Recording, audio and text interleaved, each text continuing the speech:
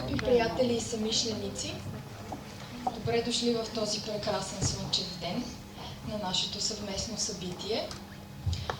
Този семинар, който организирахме, ще е първият от поредица семинари, имащи за цел да популяризират здравословният начин на живот и хранене, както и бихме искали да ви запознаем с основни принципи и възможности на различни алтернативни методи за лечение и профилактика на здравето.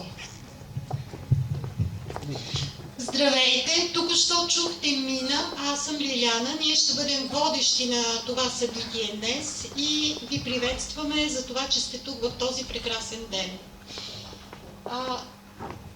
Тази информация, която ще чуете днес, е добре да знаем, когато правим нещо за себе си. Защото ако направим нещо за своето тяло, ако тялото е здраво, и духът ще бъде силен и много по-лесно ще приемем предизвикателствата на ежедневието и ще се справим с тях. Сега имам чест да представя за една кратка молитва един наш съмишленик, който ще каже думички, с които ще се помолим да се благослови този ден и след това ще минем към представяне на нашите лектори. Благодаря ви. Здравейте на всички! Семинара започва своето действие като начало на поредица семинари и в момента, в който кажем тази кратка молитва, всеки в себе си абсолютно непринудено започваме с една дълга линия, която се надявам да служи на нашия Отец. Нагоре взора си повдигам, Боже, за да те видя и усетя. Приемам те като частица от сърцето и вече аз съм ти. Нека купола на любовта и хармонията днес да бъде наш спътник, купола на разбирателството, на взаимното уважение, взаимното почитание, за да свършим някаква работа наистина за нашия Отец. Благодаря на всички и успешна работа!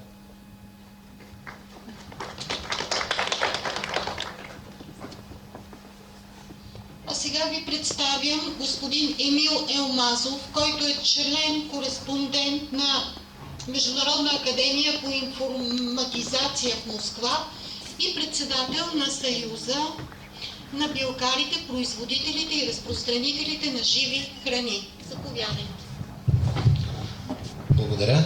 В момента моята задача е да ви представя нашето сдружение, Националния съюз на билкарите, производителите и разпространителите на живи храни, и не толкова формално, колкото да разберете по-човешки и простичко нашата теза, защо ние се събираме и какъв е смисъла, защо преместихме този съюз от София в Търново и направихме център Търново на стремежите не само на хората, които разбират от лечебни растения, но и на тези, които искат да произвеждат и да разпространяват живи храни.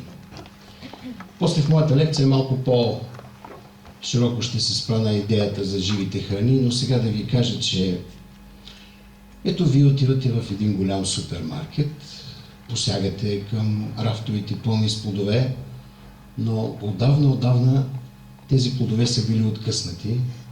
Портокалите са били инжектирани с багрило, за да бъдат оранжеви и за да изглеждат примамливи в нашите очи. Бананите и ананасите са били облъчени с кобалт, за да могат да издържат твърде дълго, или са били съхранявани в една обстановка на особени магнитни полета.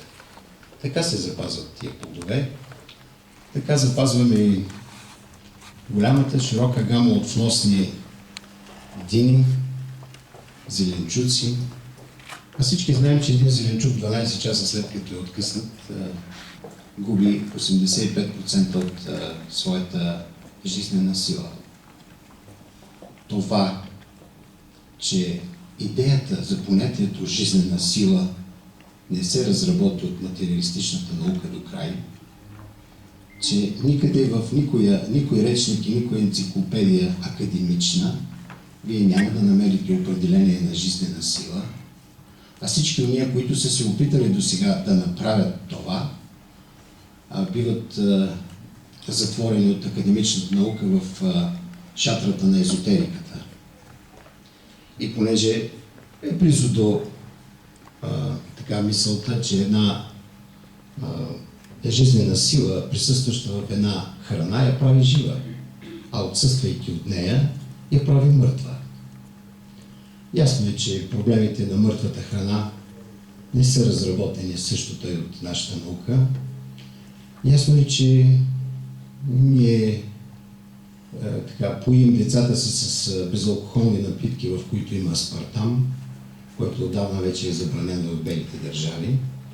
Ясно е, че голяма част от консервантите, които използваме, са далеч над нормалната норма, че радиоактивността в храната, когато, например, водата бъде облъчена с кобалт в познатите нам бутилки, за да не зеленясва, е с 100 000 пъти по-силна от една рентгенова снимка.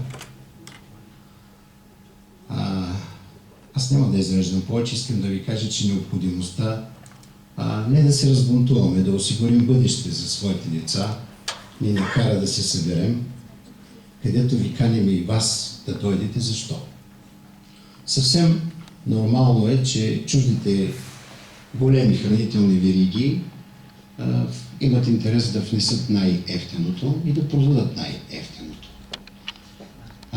Те, когато тази цена позволява, го докарват твърде отдалеч.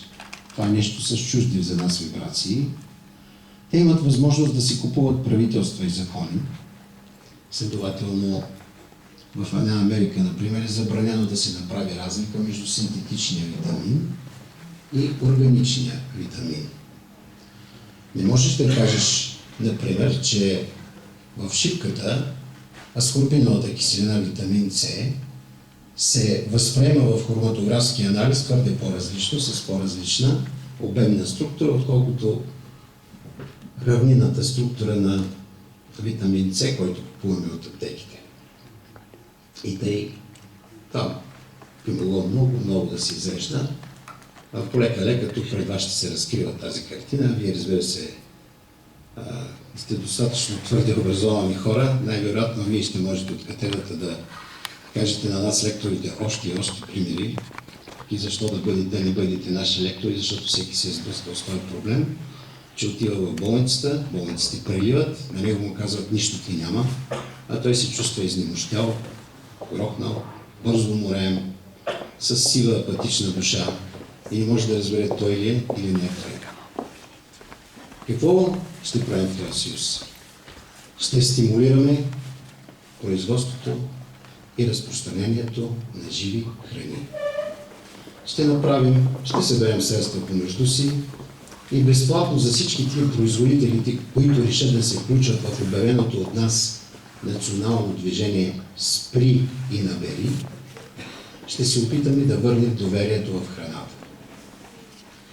Тук искам да покажа една книга, която разби доверието в храните в цяла Европа, да дори и в Щатите и в цяла Америка. Аз ще махна тук, защото има микрофония видимо. Това е книгата "Стига вече, до кога ще търпим това? Лъжите в икономиката, медицината, храненето и религията". Тя е на Йоханес Холей и представлява един сборник от лъжите в света по отношение на храните.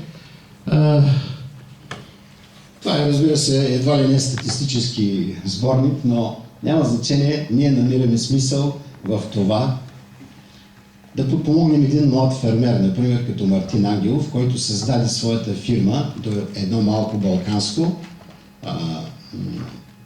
пътче, където много посетители на Балкана имат достъп. По една случайност, това е съвсем в района на Белкария, съвсем близо и имахме възможност да наблюдаваме това, как той създаде от едно парче земя едни чудесни зеленчуци, билки, как превърна в притегателен център на всички уния, които искат да спрат там, да минат между растенията, да ги помиришат първо. Защото забележете, че когато влязохте в тая зала, ние ви посрещнахме с аромата на лимеца, приготвен истински първо от Бог и от нивата в Балкана, защото Бог е пекаря на това семе, нивата и неговата пещ. И този аромат внуши едно доверие, надявам се, ако някой го е усетил.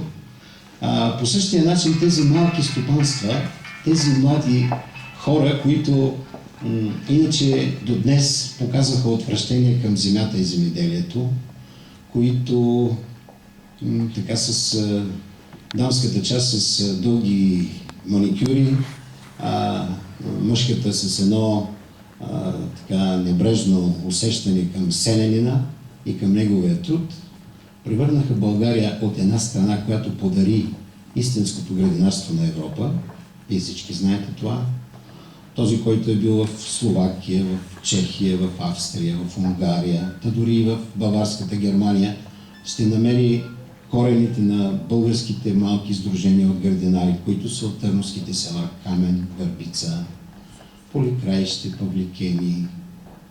Вие разбирате ли, че ние, които дадохме градинарството на Европа и истинския съвестен подход към храната, се оказахме в състоянието на едва ли не на вредни бактерии за цялата тази Европа, да ядем 20 годишни замразени меса, да ядем облъчени плодове, да ядем пластмасови домати, да се чудим от какво болеят децата ни, от какво приливат болниците, от какво се разпространява агресията помежду ни.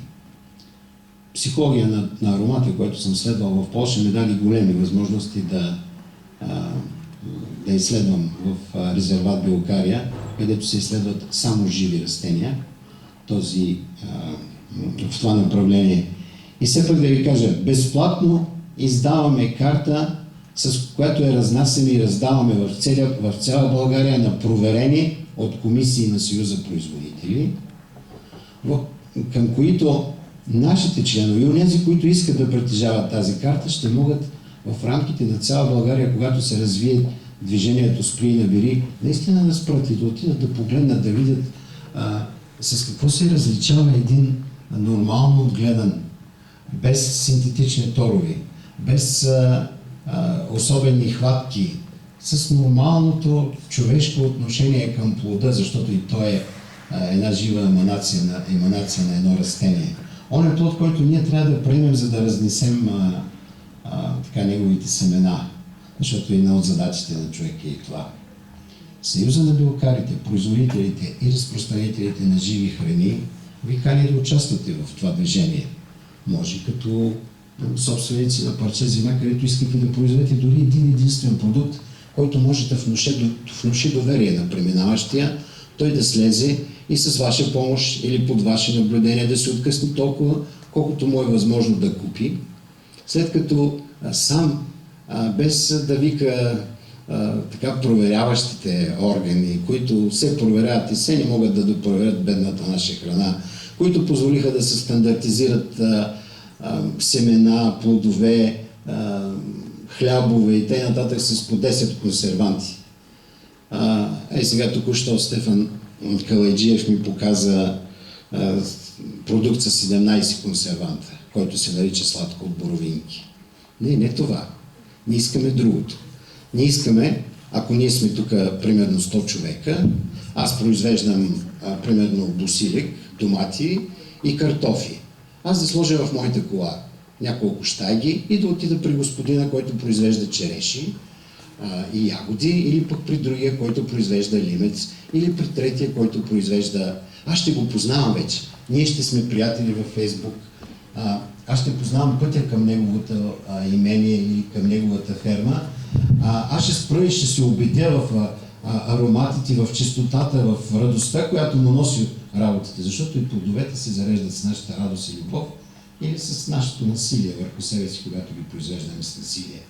И така до година и половина-две ние трябва да разполагаме с тази национална карта, която ще ни спаси от много надценки, данъци, измишлотени на пазара. Пазара, видяхте, не спаси цвета, за съжаление. пазара направи една огромна криза. Разбира се, помогнаха му достатъчно много банковите шмекери, помогнаха му достатъчно много лобитата на борсовите посредници, но не сме се събрали за това. Ние искаме да спасим българския ген, ние искаме да спасим хората, които по-малко се отиват от България, да ги задържим в България. Съюза на билкарите, производителите и разпространителите на живи храни ви очаква. Вие бихте могли да участвате с всяко едно нещо. Бихте могли от тук да вземете една храна и да я разпределите между свои приятели. Бихте така да бъдете разпространител, не е нужно да сте търговско лице. Нужно е да се върнем към натуралната обмяна. За съжаление, може би това е много, много консервативно, но ще направим всичко необходимо нашите деца да се хранят с жива храна и жизнената сила от храната да прилива в тях. Защото храната е това, което прибавя към нас или изважда от нас. Какво ще е действието в нас? Изваждане или събиране? Избирате вие сами. Ние в Съюза избрахме действие събиране. Едната вълна да се влияе в другата вълна. Храната да предава към нас, а не да отнема от нас. Ето, това е Съюза на билкарите. Това имах задача да ви представя.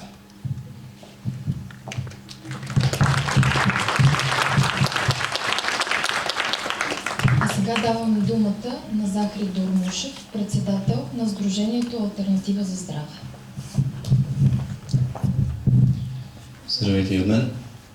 Казвам се Захари Дурмушев и ви приветствам на този семинар.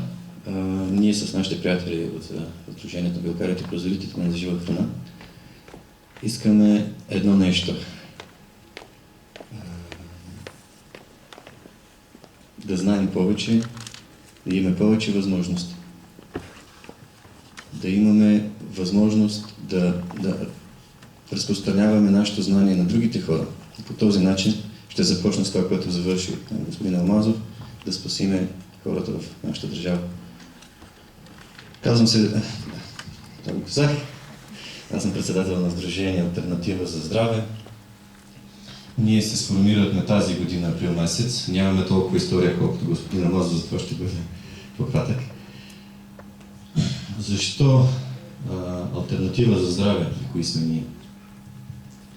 Ние сме от различни сфери на българското общество. Работим, имаме семейство. Но се обединихме върху нуждата.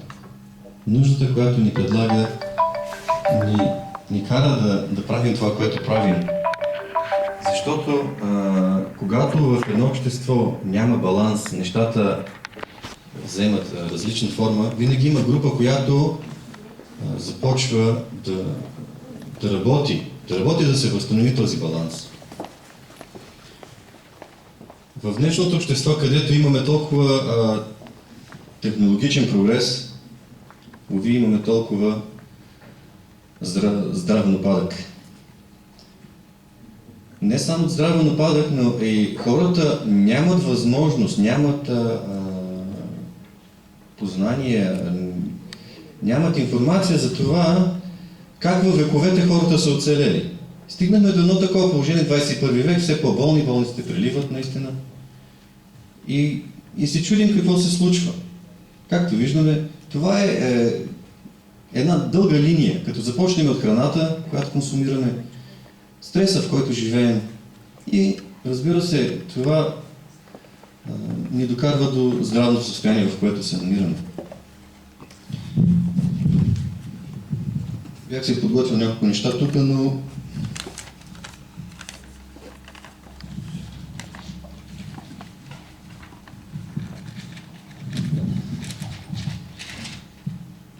така.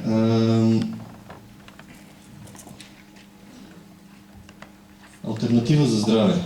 Защо алтернатива за здраве?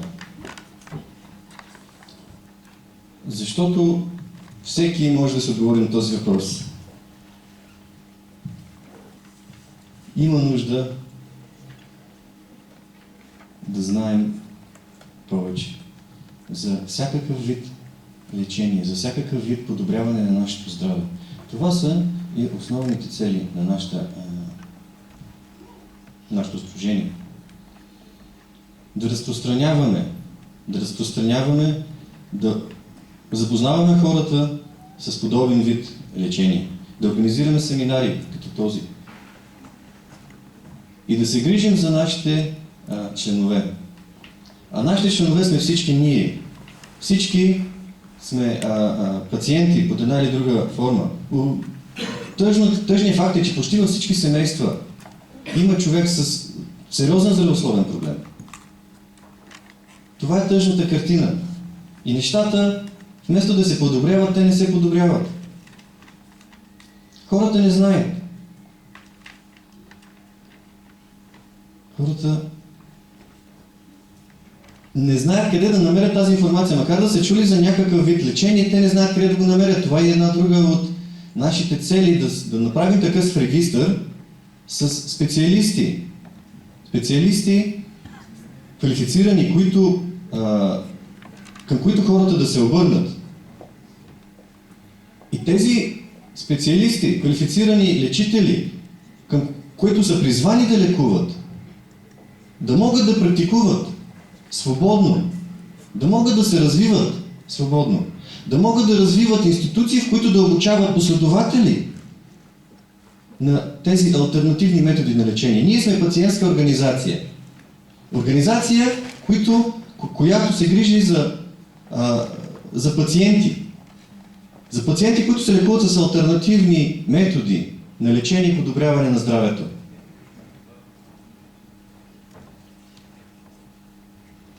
Също ние устояваме правата на тези пациенти. Права да избират своя лечител, да избират начина и метода на лечение. Тези права са ни дадени изконно. Първо от Бог, после от Конституцията в България и световните спогодби и разпоредби. Но има тенденция, която се опитват все повече и повече тези права да бъдат, няма да кажа отнемане, но намаляване.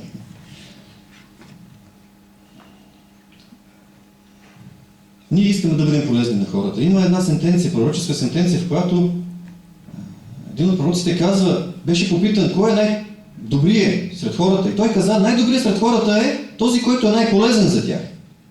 И просто се опитваме да бъдем полезни. Да, това ще бъде поредица от семинари. И много хубава е титлата, която ние стигнахме заедно. Храната е лекарство и здравето е свобода. Искам да акцентирам на това. Храната е лекарство. И здравето е свобода. Човек, изконното му право е на свобода.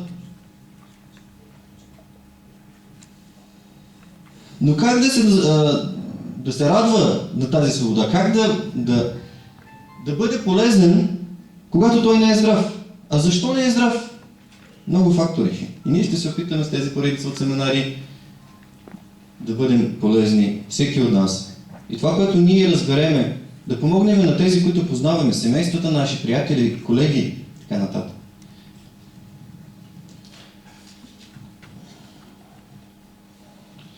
Позволете ми да кажа още няколко уточнения.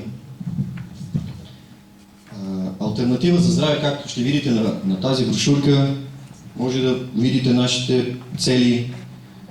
Само да ви кажа за нашия имейл. Както виждате, ние сме само тази година се сформирахме, но се опитваме да направим колкото се може повече. Имейла, вебсайта е alternativeforhealth.org. Ще го намерите тук на дъното на нашата брошурка. Там може да видите за нас, нашите дейности и бъдещи семинари и всякакви други дейности, които ние ще се опитаме да правим за бъдеще. Също така, за да сме успешни, има нужда от вас. Има нужда да ни подкрепите. Както казах, ние всички сме пациенти. И всеки може да стане член на нашата пациентска организация И колкото повече членове имаме, разбира се, знаете, нашата дума ще бъде по-тежка. Вънка на нашата маса има молби, който желае в края на този семинар, след като се запознае с другите алтернативни методи, може да се запише, да стане член. Членът се внося само 3 лева на година. Следващото нещо, което е една от нашите инициативи, е подписка. Ние инициираме подписка със заглавието "Здравето е свобода". И вместо да ви говоря, просто набързо ще прочета тази подписка. Тя ще бъде оставена вън също така. Който желая да я подпише. Разбира се, има лични данни, но ние, Асоциацията Алтернатива за здраве, нашата пациентска организация, сме регистрирани за оператори на лични данни. И разбира се, всичко е законно и открито. И ще ви зачета набързо. Подписка да спаси нещо ценно. Здравето е свобода на физическо, психическо и емоционално ниво. Из Европейската харта за правата на пациента, член 5 гласи: право на свободен избор. Всяко лице има право на свободен избор между различни лечения и изпълнители на медицинска помощ на базата на адекватна информация. Но избор може да има само ако съществуват реални алтернативи. Подготвя се промени в Закона за здравето, отнасящи се до алтернативните методи на лечение. Ние всички следиме какво се случва в медийното пространство и няма нужда да обяснявам тези неща. С тях се предвижда почти всички алтернативни методи да се практикуват само и единствено от магистри зъболекари. Магистри по медицина. Лекари и зъболекари.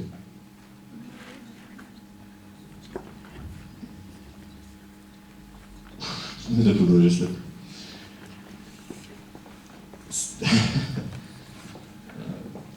Аз лично се лекувам с алтернативен метод. И моят лечител, той е призван да бъде лечител, но той не е лекар. В един момент, още утре може, не дай си Боже, да му бъде отнето правото да ме лекува. И аз ще бъда законно нарушител, ако ида при него. Аз не искам да бъда законно нарушител. Аз искам да бъда свободен, да имам право да избирам. Затова се опитваме да вземем мерки преди това да се случи. Имаме нужда от вас, от всички нас, за да защитим нашите права. Така, продължаваме с кои заречи. С тези промени се налага монопол върху практикуването на алтернативните методи. Защитават се съсловни и частни финансови интереси и се нарушават редица граждански и пациентски права. Нека всички заедно да спасим нещо ценно. Да запазим алтернативата, да съхраним възможността да имаме достъп до услугите на професионални билкари, мануални терапевти, класически хомеопати, специалисти по акупунктура, юмеихо и други алтернативни терапевти, които не са лекари, а са призвани. Тези хора са призвани да лекуват. Разбира се, има и лекари, които са призвани да лекуват. Но ние искаме право и на двата. Нали, двете страни да практикуват, да има баланс. Време е да направим нещо за себе си, да не търсим болестта си само като име, т.е. диагноза. Всеки има шанс да възстанови хармонията вътре в себе си, за да бъде здрав. Все повече хора се връщат към корените на лечителското изкуство, към природните, сигурни и изпитани методи за съхраняване и възстановяване на здравето, към здравословен начин на живот. Нека се даде шанс на старите и новите методи на лечение, които са извън парадигмата на конвенционалната медицина. Да се осигури достъп до квалифицирани алтернативни терапевти, лечители и лекари. Да защитим правата си. Право на свободен избор. право на информирано съгласие, право на лечение в най-добрия интерес на пациента, право на безопасност и превентивни мерки. Тази подписка има за цел защита на гражданските и пациентските права във връзка с ползването на алтернативни методи за благоприятно повлияване на здравето, иницииране на разширена работна група за изготвяне на качествен и отговарящ на обществените отношения законопроект, в която са включени всички заинтересовани страни и представителите на всичките алтернативни методи. Изготвяне на законопроект за практикуването на алтернативни методи на лечение, съобразен с европейското и световното законодателство, както и с пациентските и гражданските права. Това беше текста. Вместо всеки да чете, това е текста за нашата подписка. Вънка ще бъде оставена и ви призоваваме да се включите в движението.